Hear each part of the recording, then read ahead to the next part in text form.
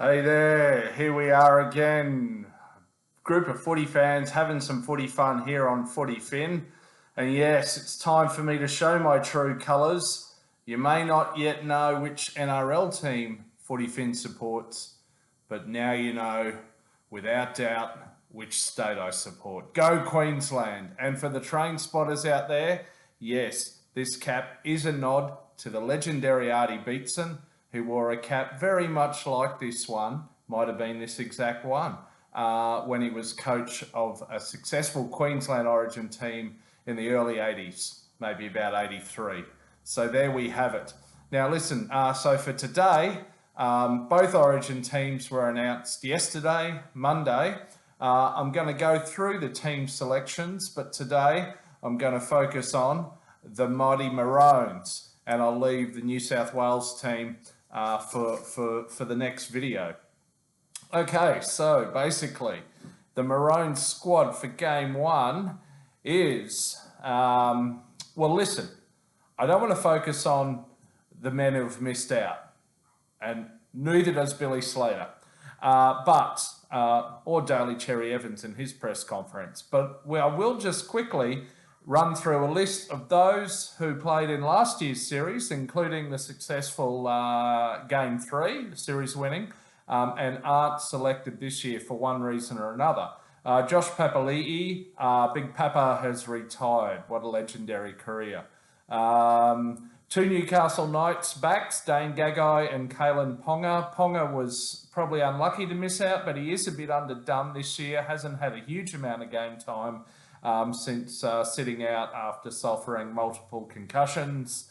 Kurt Capewell and Xavier Coates, have both been great stalwarts for Queensland as well over the years. They've missed out on selection for game one.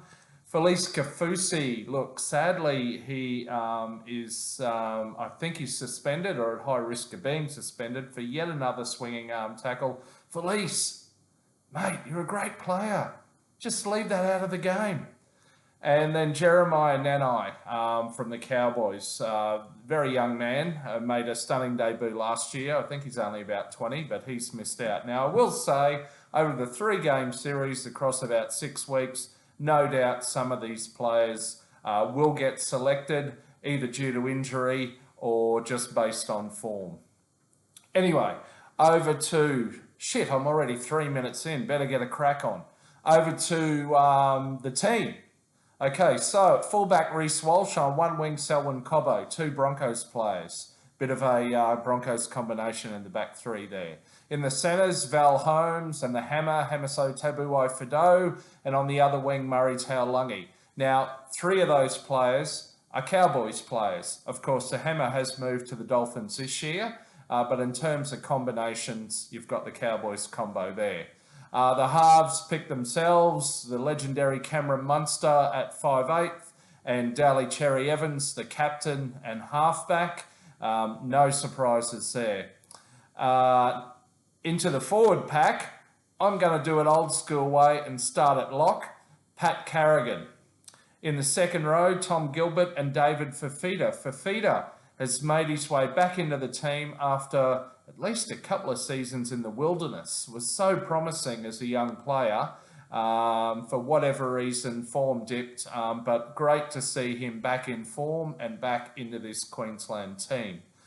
In the front row, we got Tom Flegler and Lindsay Collins as props, and Ben Hunt at hooker. So Ben, of course, had that series-winning intercept off a kick and run to the line to seal the deal at the end of game 3 in the last series. On the bench, on the interchange bench, it's all forwards, by the way. All 4 of the interchange players are forwards, no backs. Harry Grant, Big Tino Suamalari, Big Country, Ruben Cotter, and Jai Arrow. 18th man is Tom Dearden, and 19th man is Christian Welch. So there we have it. Look, I don't believe there are any debutants in this team. Maybe Hammer is in the run-on side for the first time. I'm not 100% sure of that. As I said, no backs in the 4 on the interchange bench. that is potentially a risk, although it's not the first time we've seen an Origin. And then I think it was game 1 of 2020 when Queensland were not expected to win and were injury depleted, and Kurt Capewell made his Origin debut and ended up having to move from the forward pack out to the centres and set up a try with a bit of a shonky kick, but he did well, no doubt. So listen, will we see some more of that? I don't know. But look, this is a very strong team. People are calling the Maroons the favourites. I don't know about that. I don't know if we want to accept that tag necessarily, but anyway, be that as it may. Look, very strong team. As I say, a few combos there.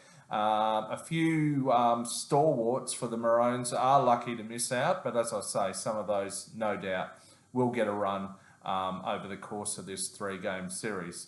So that's it from me. That's the Maroons team. Go the Maroons! Apologies to all the Sky Blue supporters out there, but I am very impartial, I'll have you know. And anyway, we'll cover that, the Blues team, in another video. Until then, catch you between the sticks. Take care. See ya.